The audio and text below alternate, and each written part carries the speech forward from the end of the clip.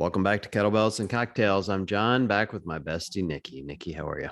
I'm good. I'm tired though Are tonight. you? Why are you Yeah. tired? It's not like you have I anything going on in your life. no, not a damn thing. I think it's just like the mad dash to the holiday, right? Like with work and everything. I feel like everyone's feeling that right now. It's trying to get these last few days in before the end of the year and everything closes down and it's a lot. I know I've had very stressful Christmas shopping on Amazon, sitting on my couch, clicking buttons. It's been so Yep. tough this year. Yep. I imagine. I've literally not set foot in a store. Bought everything online, literally everything. It's been great. That's nice. I'm halfway there, but you just can't deny the feel good vibes you get walking through a Home Goods. You just Mm, can't deny well, there is that. Do you have it. is the Hanukkah armadillo bringing you all the gifts, or what are you guys doing? What's Eight the crazy plan? nights of gifts. No, this year, I mean, moving forward, we'll do both, right? Like I'm particularly stoked to be able to do that for my kid because I only had Hanukkah growing up and it never felt weird or isolating because I lived in a predominantly Jewish city. So like we all only did Hanukkah and we were all like, lol, Santa.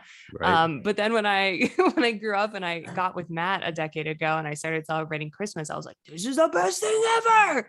And my house looks like the inside of Hobby Lobby and it's so much fun. So I'm super excited to be able to do both for him when he can notice. This year we kind of just lit the menorah and called it a day, and I'll have some Christmas presents under the tree for him, but he's not going to notice that either. So Well, I'll send you pictures from my mom's house next week. She's the queen of Christmas, and now we have a 1 year old toddling around there because my nephew, had a baby a year ago, and so she's back to like the full decorating because his baby's around.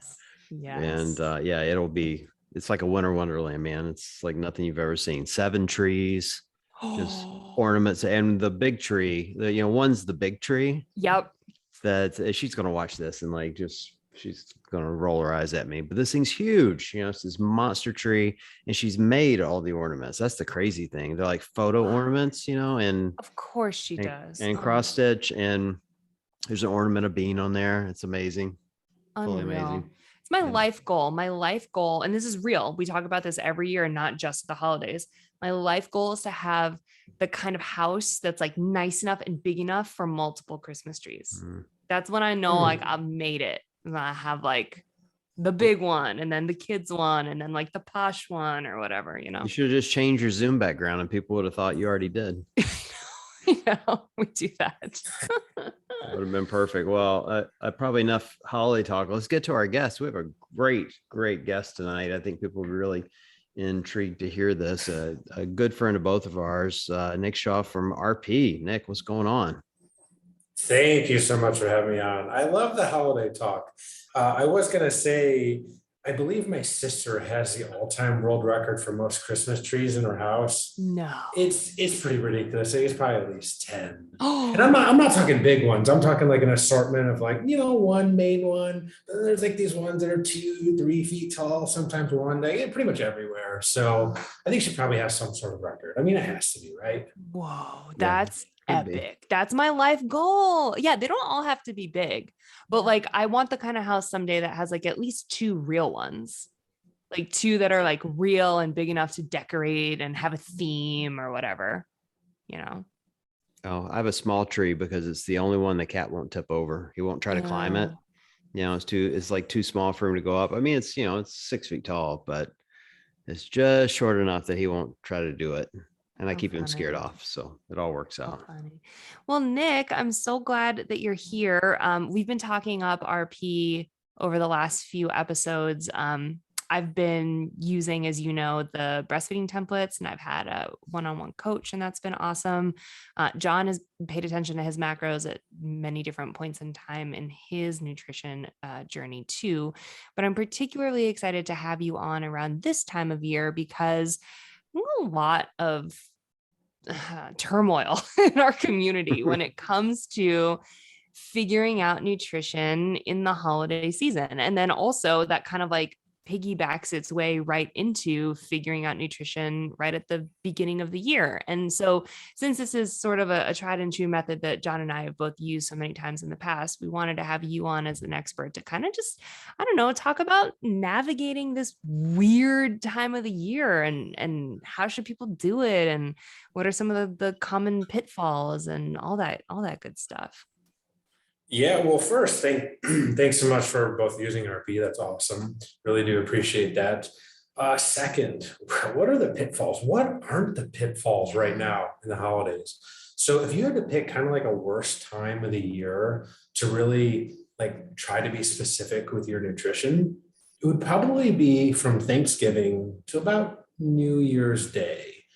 Thanksgiving, you have Christmas, you have holiday parties, you have other events, you have other holidays, you have New Year's Eve, New Year's Day, you name it, right? And you always have your family coming over or friends coming over. They're always bringing delicious treats. It's really hard. So one of the things that we kind of like to tell people, and if you think slightly more long term, you go, all right, well, I know a couple things.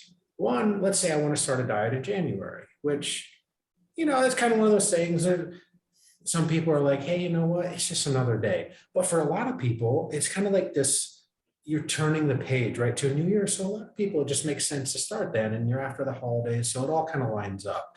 But if you know that you want to start in January, well, what you can do is you can kind of use December as like a practice round where like maybe you just try to get some good habits in place, but you just tell yourself, hey, I don't need to be 100% because it's just not the right time for that. So I'm not going to worry about being so perfect and everything has to be perfectly aligned, like the stars have to be aligned, all that. You can just go, hey, you know what?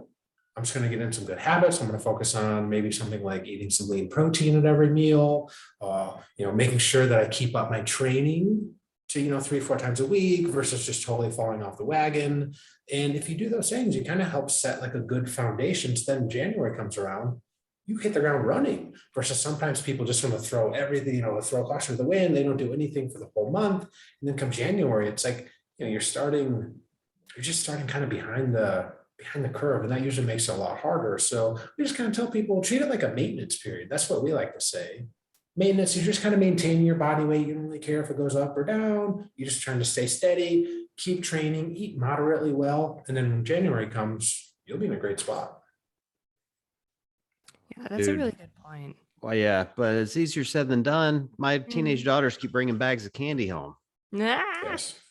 That's the challenge for people. I'm being real here. Like that's the challenge. Yeah. Like, because, to your point, like I don't ever struggle with like the Christmas parties and the big, Thanksgiving dinner, Christmas dinner and all that. Cause I just don't love parties, but it is always like the constant stream of crap that's just around this time of year. And and if you work in like a retail business, like I do, and you're, around other teams and groups of people, they're always bringing it in. Always. I mean, to be honest, the only thing that's like made it a little better this year than previous years, and I hate to say it, is COVID, because people can only bring in things that are pre-wrapped now. So they're not bringing in boxes of donuts and whole cakes, but they are bringing in like pre-wrapped candies. And sorry, but chocolate is delicious. It's delicious. For me, the hard part about this time of year is the drinks. What? Yeah. I mean, drinking all year round is, you got to decide where that falls on the diet parameter for you. But the holiday drinks, like the spiked eggnog, like you're just talking about that ass in a glass right there. And I can't let it go. It's the only time of year. So it is really something. And especially the people that like to bring in all that stuff. My wife, back in the day when I first met her, she would probably make about 10 different types of cookies and take them into her office. And this was in New York City. And this is, let's call it a decade ago. I mean, she would spend like an entire weekend making cookies, and then she would take it. I mean, she was beloved, right, through the office, because everyone's like, oh my gosh, this is awesome. But I looked at her and I was like, this is crazy. This is absurd. You're literally spending an entire weekend making all these different cookies. But just think about that from the other people's perspectives. Like they just know and kind of expect that it's going to be there. And if you're not really you don't even care about your nutrition at all. Imagine how easy it would be to eat 3, 4, 5, maybe even more cookies throughout the day. You walk into the office and there that stuff is sitting. Because let's be honest, the environment plays a big role. So if it's just sitting out, I mean, unless you're a robot, you're gonna have a cookie. You're gonna Mhm. have some candy. Yeah, it's like John said, that stuff's delicious. It's really hard to say no. So it is really tough. And that's why we don't really make a big push for people to diet like hardcore during the holidays because the environment's just really not conducive to it. So it's like, well, why would you want to put yourself in we want to make dieting as quote unquote easy as possible. Let's be real, dieting's hard. We only make it harder if we try to start during an environment where it's just, candy, cookies, sweets, desserts galore. Why not try to start and set things up in a time where it's going to be a little bit easier? And easier means people aren't maybe bringing in candy and cookies every single day. Maybe it's like once a week or something like that. Yeah. That's what I've always really loved about the RP program specifically is like you guys are very just pragmatic about life and dieting and setting goals and figuring out how to accomplish them. And there are plenty of success stories and people who, really follow things to a T and they're quite dedicated. They fall into a really good rhythm and a routine. And I love seeing that. It's like always very inspirational to me. But then I also look at, all of the literature and all of the times that you guys are posting in like the Facebook group, and you're like, do the best you can. If the best you can is following your diet templates 5, 6 days a week, and then you just got to do you, then just do you. It's going to be better than nothing. If you're hitting all your numbers, but you're not hitting the times right, then like life gets in the way of the timing. Like figure out how to do it best for you and don't don't go balls to the wall on December 1st because it just doesn't make sense. Like it's just so pragmatic, especially looking long term. Like I love the fact that there's always so much information out there about the time it takes to get to these goals. Like anytime you post an awesome success story, especially on that, you have like the RP Transformations Instagram page, which I love. It's always like this person put in hard work and effort for a year and look at their before and after. Or this person put like hard work and effort for like 9 months and look at this. It's never like lose 20 pounds in 2 weeks, which is, I feel like sometimes what we get caught up with, especially toward the beginning of the year when everyone's like, new year, new you, what's your resolution? Cut everything out of your diet on January 1st. Like we get caught up in the short term versus the long game. Oh yeah, I mean, 100%. I think really, hopefully, a good thing that we've sort of brought to light is, and especially in the CrossFit community, because you don't just hit PRs magically overnight. You don't just hit these amazing times in your workouts. You have to put in the work. So we're never going to say, oh, hey, this is going to be really easy. You can kind of just do whatever you want and you'll just get really good results. It's like, no, we will get you results. Absolutely. RP is all about results, period. But you have to bring the work ethic. We have a great plan. You just have to follow it. And at the same point, I just want to clarify one thing. So like with what you said, you don't want to start going balls to the wall December 1st, because if you do that, there's this trade-off to be had. And if you try to get really good results and be balanced, you can't really do both at the same time. Now you could just say, hey, you know what? I'm totally fine just maintaining, like I'm not trying to, go on a hardcore fat loss diet right now. Hey, awesome. We're not here to judge. We don't care. Set yourself up, think a little bit longer term, use this period to just kind of hang out. But when you do make that decision, and for a lot of people, January is just a good time to do it, right? The calendar flips over. It's just like, oh, hey, like you said, new year, new me. Then you're kind of ready because psychologically you've just had a lot of treats the last month. So you're like, oh, you know what? Yeah, maybe I don't need, 6 cookies. It kind of gets out of your system, and that's totally fine. And then you're ready to go. What we don't really want is people that are trying to do both at the same time, because that is just really hard to do. I agree, with the exception of my current season of life, if you will, where it's fucking impossible to do anything right with a newborn, like, or commit to anything with a newborn, which is why the one-to-one coaching has been really great for me, because even if like let's be honest, I miss my macros and my timing constantly. I'm trying to set up good habits, like you said, even though I'm not like hitting them perfectly. And even I oftentimes miss my check-ins with my coach, but that's why it's awesome, because she'll reach out. And when I see the email from her, I'm like, oh yeah, I had a question about this, or like, oh shit, I want to tell her that I missed this, or I overdid that or whatever. And her response to me is always, with this season of life that I'm in and following the breastfeeding template specifically, it's so much more about consistent effort versus perfection. And that is probably the one exception to the rule of like, dedicate your shit to RP and you'll see results. It's like, well, I'm doing the best I can right now. And it's working. It's working to undo some really bad habits I picked up when I was pregnant and kind of just enjoying eating whatever I wanted. And I think that that's what people go through in the holiday period too. They just kind of like commit to having an awesome holiday and eating 6 cookies at a time. And if you're me, drinking the entire thing of eggnog vodka. And then come January, I'm like, whoa, okay, I'm done. I need a reset. So over Thanksgiving, my mom, my parents live up in the state of Michigan. They drove down to North Carolina, which is where we live. And my mom made these pumpkin cookies. I'm pretty sure on Thanksgiving Day, I had about 10 of them. I mean, they're just so good. They're like pumpkin. They're so, I know everyone hates this word, but they were so moist. It's just like, it's the worst. Yeah, that's the worst word in the world, right? But it's true. I can't literally think of a better word for that. But they were just so good. I was like, how do you stop eating these? Do they just like run out? Because that's literally the only possible way. They have to run out, because if they're anywhere in the house, like, I'm sorry, I just can't not eat them. So it's just really tough. And especially during these times, because the goal is to make stuff taste good, right? Like your family, your friends, they're trying to make stuff that tastes good. So you eat a lot of it, especially if you go out to eat, like they literally make money based on how good the food is. So like they have to make it taste good. So you just have to take all these things into consideration. I think the thing people have trouble with, Nick, I'd be curious in your perspective, is like what you described. You go eat the 10 cookies and they're so moist. And you're welcome, Nikki. No, but they're great, right? But most people, I think, the next day rolls around and they feel so crappy about eating the 10 cookies. They're like, screw it, I'll just go eat 10 more. Instead of getting back on track and putting it behind them, they're like, well, I'm done. I'm ruined. I've got to do it again. And now you're in a cycle. Like, how do you help people get out of that cycle?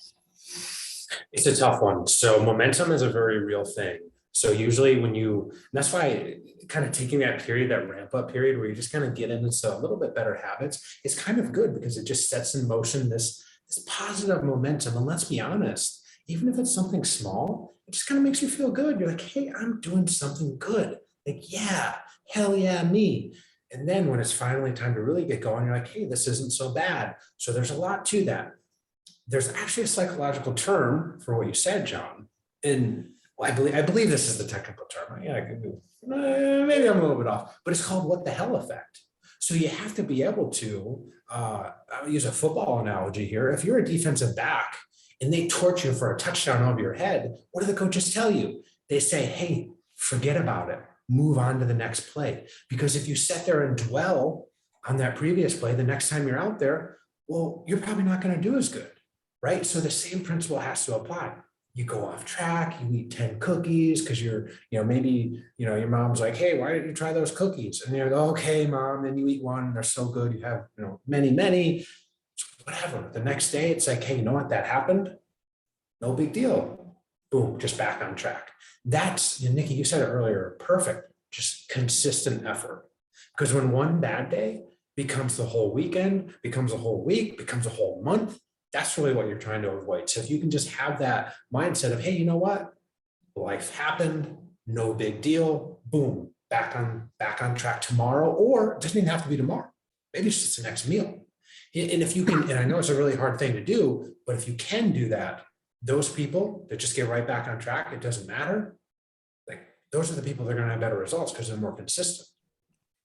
You know what does it for me? And John, you're a data nerd the way that I am, that this might be interesting to you too, but the app will track like a graph for you of your like weigh-ins and your efforts and things, the RP app. So, most people's graph, it doesn't just like drop, and I'm talking specifically about weight loss, but if you're in the weight gain, it would go the opposite way. But for weight loss, which is why I've done it, the graph never like drops right down. It's always like tiny little peaks and valleys, but the whole thing trends down. And so that's kind of like, once I've been doing it for long enough to get a couple data points on there, that's motivating for me because I can see it physically, like as a chart.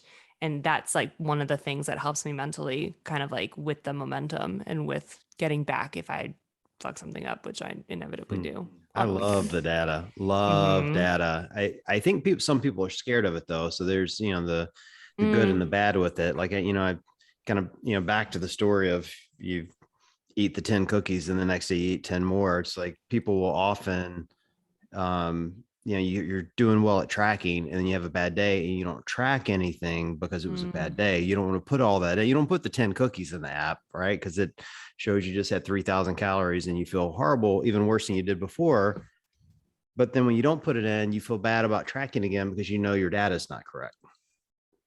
And so but there's kind of yeah. the flip side to it.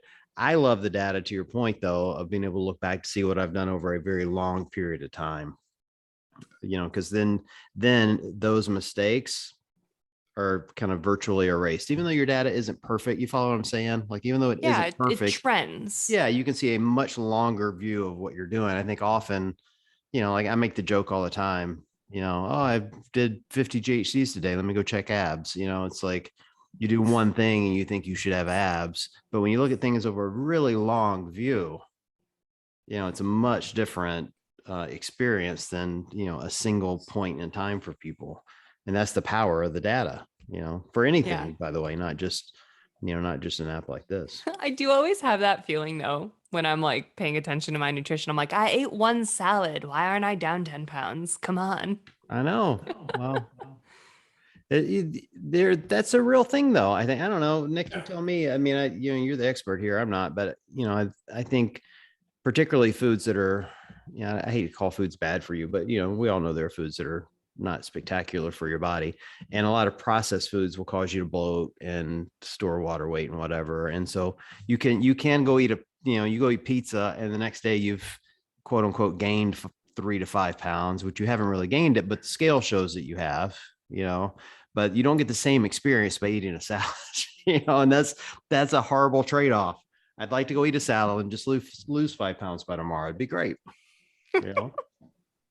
Yeah, totally. Well, there's also the whole thing where like you're putting in that work. And so sometimes, especially important, probably more so for females, when you're putting in that work, but then the body does something a little weird, you're Yeah. storing some water weight, and you're working hard. Like, in your mind, you're like, I followed everything this week. Like, I am doing great. I went to the gym 3 or 4 times, did a little bit of cardio. Like, I even did a little extra. And then for some reason, and there's a whole number of reasons, that scale goes up a little bit.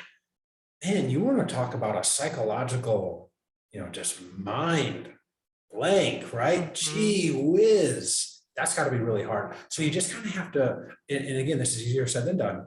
You have to take a little bit of that just logical approach and just look at the weekly trends, which is why the app is nice. It gives you that line so you can kind of see where, okay, I'm trending down, down, down, down, down. Oh, I have this weird spike. Huh.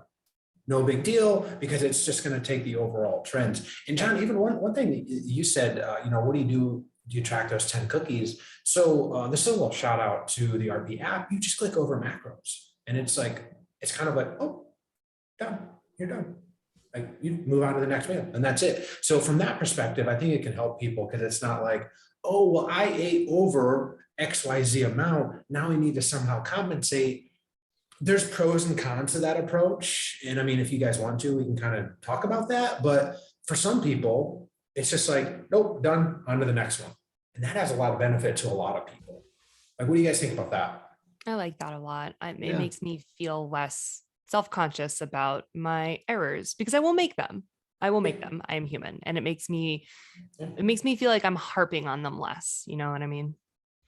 Yeah, it's a good option to have for sure. I mean, because I think there are some people that want to track even the mistakes. Like, they want Mhm. every ounce of data you can put in there.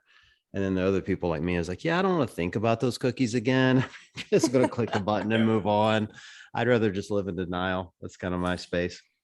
Yeah, so sometimes the people that maybe have been doing it for longer and really are kind of data junkies. Sometimes that's kind of why they want to be able to compensate because they sort of know because they've been doing it for Mm, longer. They're a little bit more, I don't know, maybe intuitive about it. Like, oh yeah, I know I went over 50 carbs here, so I'm just going to back it out of this meal. That's a fine approach for some folks. It's just kind of it's an interesting line to try to walk because sometimes people can then get in sort of weird cycles where then they start doing it all the time. And I don't know. I just kind of like the approach where it's like, hey, you know what? You went over, boom, no worries. It's like it's literally history, right? So you shouldn't put any more effort into it because it's done, right? You can't do anything about it. It's like, just look forward. What's now, what's in front of me, what's going on, and you just focus there. Nick, how long has RP been around now? Oh, about a decade. Yeah, like Wow. 2011, myself and Dr. Mike, we just started and we were, I think before Instagram was even a thing. Like that's kind of how far back it was. We were just online coaches and we just really liked it. And then, we were like, hey, we should probably try to turn what we're doing into like an ebook. And that was way back in 2014 and that took off. And the templates came out first in February of 2015. So coming up on almost 7 years. Wow. Yeah, my first go with RP was templates only. It was pre-app, before anything was Totally. digitized. You were OG. That's Awesome. right. Thank you so That's much. right. Yes, we appreciate that. Um, so in your time running this program, I mean, I have seen, like I said, that RP transformations page is always like, I like scour it. I'm like, this is so cool. Got all these people changing their lives and not only changing their lives for the better, but getting like epic results. But in your time running the organization, have there been any standout like stories or people you've encountered or anything that kind of is top of mind in terms of, I don't know, just having a lot of meaning behind what you're doing? Yeah, some of the people that have lost several hundred pounds over the Mm. course of multiple years are really just some of the most impressive ones. Top of mind, there's a guy named Trevor Fulbright from Oklahoma. He was on our podcast one time and he shared his story because he went from 350, let's call it, to like now he's maybe 180 pounds, but he's like jacked now. Dang. And he's like, so he went through everything. He kind of, experimented with different ways to try to lose weight that got him down a little bit. And then he kind of stumbled upon RP. And then like that's what kind of got him all the way down below 200. And then he just kind of picked up like the lifestyle. So he's been doing it for 5, 6, 7 years, something like that. And he's gone down and trained with some of like our more advanced lifters. And it's just something like that, I think is probably the coolest. It stands out to me because it wasn't just like, hey, they got great results in 3 to 6 months. It's like, no. It lives and breathes this and has been doing it for 5, 6, 7 years. Like to me, that's probably the coolest part. It's so much more sustainable too. I like that. That's very cool. I'll tell you my favorite RP story. I don't think I've ever told you this story, Nick. Yeah. The, when I had Glassman on the show, this would have been the first show we did. This is pre-Nikki, PN. We don't talk And about those times often. I know. Dark So times. I fly out to Santa Cruz and I'm having breakfast with Glassman and he's on one of his tirades, and like 4 or 5 times over the course of the conversation, he's going on and on. And I quote about Rich Froning's shitty diet. Those are his words, his exact words. And I didn't know what he's talking about. I'm like, what is he talking about? So I go back and research and it's RP. I'm like, I got to find out what RP is. And so I started doing research and I'm like, this is pretty good stuff. Like, what is his problem? And, it's his aversion to carbs. Like you guys aren't afraid to let people eat, Mm-hmm. it was just really interesting to me, like that kind of that take of, this real linear view of diet. And then looking at what you guys do, which I think is very flexible and more fitting for normal people, like myself that, you want to be able to eat and manage your life, just, it was really interesting. So that was my first experience to RP. And truthfully, it was like kind of his negative take on it that created a positive experience for me looking at what you guys did. Cause it made me actually really research what you guys do on a daily basis and start talking to some of your coaches and getting into those sorts of people. Yeah. It's interesting. Yeah, that's super, interesting, funny, Because it seems like I would love your guys' take on this because this is obviously I'm probably a little bit biased, right? Like it's sort of live and breathe nutrition macros every day. But like when we first kind of got into like the weightlifting CrossFit scene, I mean, it was just paleo everything, like fairly low carb, just paleo, paleo, paleo, paleo, paleo. I gotta be honest, I don't really hear anyone talking about paleo anymore. Everything's just like macros. Yeah, I fully agree. And I can relate because I've been CrossFitting now for 11 years and coaching for 10. Like I rode the paleo train so hard. And I have to be totally honest, like a lot of those values, I personally think are still super valid, but that's because when I say we followed paleo, I mean like we read Dr. Cordain's book. Like we weren't just like, I mean, we were because it was the beginning of CrossFit, but we tried not to be like baking all the time. And I'm like baking with almond flour and making cookies 24/7. Like truly the values of paleo, I do think are quite valid in terms of like how we have evolved as a species. But that also means like not eating more than 6 eggs a week because of your cholesterol. And like, so fundamentally, I think there's a lot there. I think that just the community ran with it because they thought they could eat as much bacon as they wanted. And no one was really paying attention to the core fundamental values of what made that diet. In the early days of CrossFit, no one questioned. It was truly a cult. We did not question a thing. Like, but no one even read it. No one even was like, oh, I read it. I read the book you're talking about. Like I went paleo for a while, and looking back on it, I mean, I think I've said it on the show before. Paleo is the low hanging fruit of nutrition if you do it right. Like it's it's nuts and seeds and leafy greens and lean meats. Like none of that's bad for you necessarily. And if you give that to someone who has been eating processed foods for a long time, they're going to lose weight as long as they get in a calorie deficit, and they're going to feel better. Like it's your body responds better to whole foods than it does to crap. It's just, it's just simple. And keto, for the record, is not that different when you think about it. I mean, it's fatty meats, but it's also, what people miss about keto often is that it's a lot of vegetables. Also good for you. All right. You can eat all the vegetables you want, and, it's not a bad thing, So I think people do those things and they get results and like, oh, it's magic. Paleo was magic. And that's why everyone was doing it. And at some point, I think we all woke up and go, man, like these workouts are going to kill us if we don't start eating some carbs. And as more nutritionists and doctors got into the sport and started helping us understand that, hey, paleo is fine if you want to do that. But if you really want to perform, you're right. You might need to put a few other things in your body here and there. And, yeah. So, I mean, that's kind of my perspective of it. I mean, I think we all did it, but we did it unquestionably for a while. And, as, CrossFit kind of evolved as the internet grew. I mean, you described it, your business did the same thing. Like when you came on the scene, internet was probably AOL and ebooks, and people were getting nooks, and that's how they were just finding 10 you. years ago. It was not like 30 years ago. Nikki, that was 10 years ago, is not that long ago. I mean, right. You're saying like 30 years ago, we had iPhones. We didn't. Like, I remember seeing the first iPhone out in the field.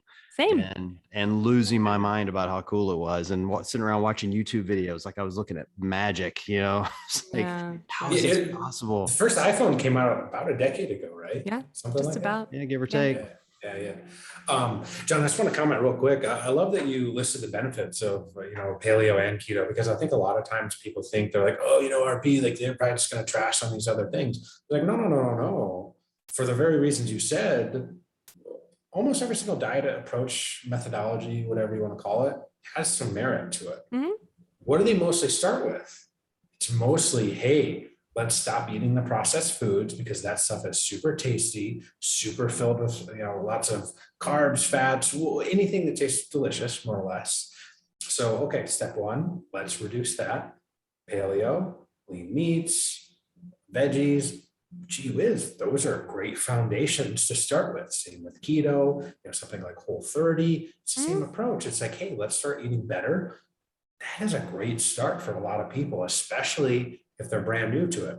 So you have to kind of really simplify things for folks that have never really done nutrition before. So if you try throwing them into like counting macros and all that stuff, they're like, gee whiz, I don't even know what macros are. Like, is there something even easier? Something like that, that's kind of like very black and white rules. Let's just simplify it for people. It's like, hey, that's a great step. That's just the perfect analogy, right? That's the foundations class. That's how you just get them in the door, you get them going. Let them do that for 3, 6, 12 months. Now they're kind of just aware of the different choices they're making. Now they're ready for something a bit more advanced. Now they can start counting macros, tracking macros, maybe start, stuff like that. They can start focusing a little bit more on the timing, the amounts versus when they first start. It's very easy. Just, hey, you know what? Don't eat X. Yes. Very simple rule. Mm-hmm. Yeah. You don't want to overwhelm people because then they won't stick with it. And then they'll just Exactly. get turned off and then they'll, run to the next simple fix. 100%. Mhm. Well, and I think, with a varied approach, you can find things you like. Like my parents went keto for a while and, they'd had both of them had some health scares. And I'm like, you should try keto. It's going to keep you full. It'll get a lot of the crap out of your diet and you'll feel better. And they both lost a lot of weight, and got far healthier, and they started exercising and doing some other things too. And, and now that they've done that for a while, to your point, and they got the foundation, now they've started introducing back in some carbs, but they're in the South like you. So it's hard. Like you got biscuits around all the time and grits. You're like, oh, this is, pretty tasty.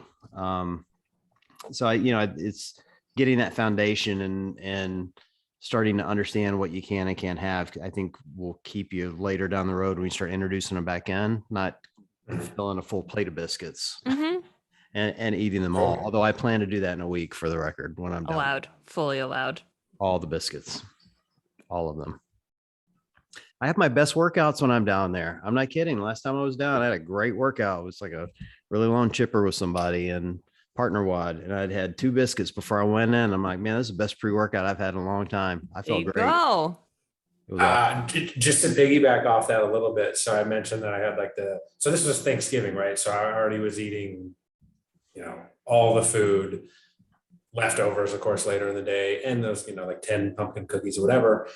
The day after, so we were actually up in the mountains in North Carolina. We drove into Boone, North Carolina, and I went to the gym. I went by myself, like my wife and my parents took our kids to the movies or whatever. But here I am at the gym. I had an amazing workout. I mean, I didn't have a weight vest with me or anything, but I did like body weight Murph, but I actually added some stuff into it. I was like, oh, this is awesome. So it's like, there's trade-offs, right? Like, hey, go for it. You eat a lot, geez, use it to do some crazy workouts or something, Yeah. Eat big, lift big, do it. I'll go on record. It's only a 1 or 2 day lift, and then you start getting sluggish. Yeah, I know. Because I do have that moment. Yeah, I get that moment when I'm coming back from the South. I'm like, I think I have sweet tea hangover. You're just not moving as fast as you were before, but totally worth it. Totally worth it. How'd you end up in North Carolina? You're from Michigan, right? Yeah. So born and raised in the state of Michigan, went to school at U of M. That's actually where I met Dr. Mike early on. We met in the weight room, ironically, right? Moved out to New York City to work as a personal trainer after that. And my buddy Mike was out there as well. Actually lived in New York City for like 6 years. That's where I met my wife, like 2010, something like that. And we had 2 kids in New York City, and we were like, you know what? New York City, 2 kids. That's interesting. So we moved down to Charlotte. My sister had lived here, and we've been down here for almost 7 years. I love it. It's a really great place. Can they handle all that Michigan paraphernalia you have surrounding you right now? Which, by the way, as a Buckeye, it's a little rude. I'm just saying that. I know you just got your first win in a decade, and I'm going to let you have it. I'm going to let you have it this time. So I'm actually, we're leaving tomorrow morning to drive up to visit my wife's family in Southern Ohio, like around Jackson, Ohio, somewhere around there.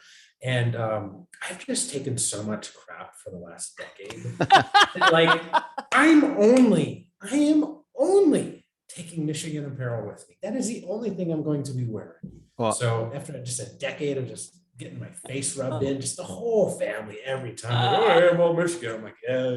Well, you'll love this. We had Carrie Pierce on the week Yes. the week Ohio State and Michigan were playing, and my trolling did not age well. I'm just going No, to say that out no, loud. it did not. It aged very short, really short lifespan. I felt bad, but hey, I'm excited for you guys. Now you get to play Georgia, so that'll be a fun experience. We'll, I will be there. I will be in Will you? attendance. I am going along. Oh, Fun. yeah. So actually, so in 2016, I had damn near purchased my tickets to go to the Peach Bowl, which would have been the playoff game, but we know how 2016 turned out. But I basically told my wife, I'm like, the first time Michigan ever makes it a playoff, because who knows how often that'll happen in my lifetime. I'm Yeah. like, don't care where it is, I'm going. So interestingly enough, cool story. I'm taking my mom with me. So That's that was- awesome. Oh, fun. I love that. yeah. Well, I have half of my coworkers are in Michigan. And so it's all I've heard for the last couple of weeks. And I was talking to one of them the other day, and at this point, they're all full of bravado, all of them. And they're giving me stats that Michigan's the winningest college football team in history, which that's true, by the way. That's absolutely true. Mm. And he says to me, he's like, well, after we steamroll Georgia, we get to play Alabama. I'm like, buddy, have you seen Georgia play this year? Like, no offense to Michigan. Michigan is very good, and they could absolutely win that game.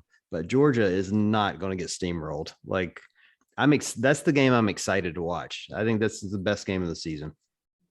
Oh, totally. It'd be a great game. I'm very realistic. Listen, I was still nervous when when Ohio State had the ball with, like a minute 30 left. I'm like, they're down 15, but I was still like, I know how the last decade's gone. I'm like, who knows what's going to happen? There's like a 60-yard Hail Mary, get the, onside kick. I'm like, so yeah, we'll see. It's going to be good. I love college football, man. It's so exciting. And yeah, it's been a rough decade, but hey, you got your win, relish your win. It's a good one. And it was a solid win too. It wasn't like, you guys dominated that game, for all respect, totally dominated it. So totally deserved. I mean, you didn't, have to wear the shirt on my show, but that's okay, I guess. I like kind of trying to stay low. He's like- I'm like, can he tell? I'm not really Halfway sure. in there. It's just, it wasn't even intentional. I had literally taken my daughter to basketball before. It's like, You're like, yeah, honey, I like it. get my Michigan shirt, and I'm gonna set the camera up in front of the picture of the big house that's behind you right now. I Wear recognize the it. Michigan hat, like put Yeah. like a tattoo or something. I Yeah, recognize yeah. that stadium. As soon as we went on there, I'm like, what the? I gotta look at this now. What the heck? No, it's good stuff. Good stuff. Makes it more fun though when Michigan's at least maybe good, because before it's like There is that. Hey, before we wrap up, we need to shout out your books. You're also an author, and you have two of them behind you. Yeah. So shout out your books so people know where to find them and what they are. Yeah. So the one behind me is a Renaissance Diet 2.0. So if you're like, hey, I've kind of heard about RP, I want to learn a little bit more. This is like nutrition 101. It's going to tell you pretty much everything you need to know about nutrition, including, like fads and gimmicks and things like that, kind of some fallacies around maybe some stuff that people have heard before that's maybe not so true. So that's written by a bunch of my super smart colleagues. I'm actually not included in that book because they're way smarter than myself. So if you want to really learn nutrition, that's the spot to go. The other book is my book. It came out a little over a year ago, actually. Yeah. So I wrote it during COVID. I basically wasn't going anywhere for 4 to 6 months. My wife had some health issues, and we were on pretty strict quarantine lockdown. So yeah, I came out with a book. Interestingly enough, just from chatting and interacting with folks like Rich Froning, Annie Thorsauer, they're both RP athletes. You just kind of like pick up on some things that they say, or just what are sort of successful people do. And it's funny how similar a lot of those things that they would say. And I was like, that actually sounds pretty relevant to a lot of other stuff that would apply to, overcoming adversity, being successful in business, personal finances, you name it, right? Like there's a lot of similar qualities that go into just being successful. And so, one day I just kind of like sat down and made a little pyramid like we do with RP, kind of how we approach things. Like, hey, here's kind of the most important things, and you work way up the pyramid. Things that maybe aren't so important go at the top. And kind of just like the 7 habits that successful people do is what my book's all about. Yeah, you sent that book to me, and I think you're spot on there. Like the interesting thing, I love that comparison of Annie and Rich. I've said forever, winners win. Doesn't matter what you ask them to do, winners win. But I think people often think people like Rich and Annie just outwork everyone else. Now, Rich arguably is like the hardest working man in fitness, but it isn't that he just outworks everyone. He works on the right things. Mm-hmm. And I think that was kind of, to me, that was kind of the point of the book is like, you want to be successful, you don't have to work hard, but work hard on the right things. Like that's the point. So great book. People should pick it up. And thank you for sending me a copy, by the way. Yeah. And likewise, I really enjoyed it. And I think to me, the thing that we forget so often is mindset. The thing that we think we need to do is just grind, more hours in front of your computer, more time in the gym or whatever. And the mentality behind the why and the purpose and the commitment, I think, is what we forget. And there were a lot of points in the book that reminded me that it's like the mental game has to be fit. You want your body to be fit, but your brain has to be fit too. And that's important. We forget that. And I throw in one more thing because it's very relatable to January and people starting. So for some folks that are listening right now and they're getting started to maybe set their nutrition goals, weight loss goals, whatever it is for January, be really careful about how you set your goals because there's something to be said for you get kind of really excited, you kind of amped up and you're like, hey, you know what? Like it's time to go. I'm super motivated. Like I'm going to lose 50 pounds in 3 months. That's a fantastic mentality to have. Like you're just really excited. You're ready to, change your life. But what happens, you just have to remember that maybe when you get a week or two into it, man, it becomes really hard. So there's a difference between when we're just sitting here in a very kind of cold, calm state, right? Like we're like, okay, yeah, maybe I want to, go lose 50 pounds or, hit a 400-pound squat or something. But then there's a little bit of a difference when you actually have to put in that work to get there. And then you're like, oh, I probably should have tapered those goals a little bit. That's right. So it's very tempting to want to just set those crazy goals. It's perfectly fine to go with a little bit slower and steadier approach. Mm-hmm. You'll get there, but it might just take a little bit longer. And if you approach it from a long game mindset, you're probably going to be better off. Well, I've done it a few times where I set my goal in the RP app a little too aggressively. And it's like, you sure you want to do that? And my best friend Whitney's like, you sure you want to do that? And I'm like, yeah. No. And, sometimes it takes me failing it a couple times in the app being like, you should just start over and reset your goal. I'm like, yeah. Good call. That was there's a reason that when you pick those goals in the app, it's like, this is going to be very hard. Are you ready for that? And a lot of people just blow through that. They're like, yes, click. Yes. There's a reason for that. So just take a second and pause and just go, hey, you know what? Can I really commit? I'm probably going to have to be pretty hardcore to reach these goals. Yeah. And if that's you and you're like, hey, this is awesome, maybe that's for you, but you have to kind of realistically go for example, if someone wanted to set 2 pounds per week as a weight loss goal, and that's a lot. That's a lot. Yes. Multiply that by 12, right? You're 24 pounds down. So if you're someone that's under 200 pounds, I want to say that's almost unrealistic. Mm-hmm. So maybe you start with 1 pound a week, because guess what? You lose 12 pounds. That's a big difference, especially in CrossFit. I mean, that's more or less like taking a weight vest off. Totally. Right? Totally. Big, That's a gymnastics big movement right there. Yeah, for sure. There you go. Absolutely. All right. Well, last question before we wrap up, Nick. Final score of the Georgia-Michigan game. What's it going to be? Let's see how this ages. Okay. I want to know. I'm gonna go 27-21 Michigan. Obviously, All right. Michigan. All right. We're going to see how it's going to age. We're holding it to you. What if he gets it right on the money, Nikki? Would that be insane? That would be like we come to him for lottery numbers next. We'll start doing a weekly podcast on Prophet. gambling. Yeah. That'd be great. What's the point spread from Nick? It's gonna be awesome. All right, dude. Well, thank you for joining us. We appreciate you being here. Super fun. I'm not gonna say go blue, so you're on your own in that regard. But I won't say it either. I have enough respect that I won't ever do that. Aw. Thank you so much for having me on. Really appreciate it. It's awesome to be here. Great chatting. Of course. anytime. Nikki, good seeing you as always. Likewise. Glad you got the baby down. I didn't hear any crying through the whole show. I know, right? Nothing coming from the other. I don't even have the monitor up, you guys. Wow, Matt's becoming a Wow. pro. No, I know. He always tells me when I come into this room, he's like, "Don't turn the monitor on. Take an hour. I got this." And I'm that like, becoming, okay. The hottest thing ever for you now that you got your Totally. hot ginger dad taking care of the baby. Totally. 100%. I'm like, wow, you look so good with that baby in your arms. Nice. Mm-mm. Love it. Yeah. Love it. All right, guys. Good seeing you. We appreciate it. And for everyone listening, thanks for joining. And we will chat with you guys soon.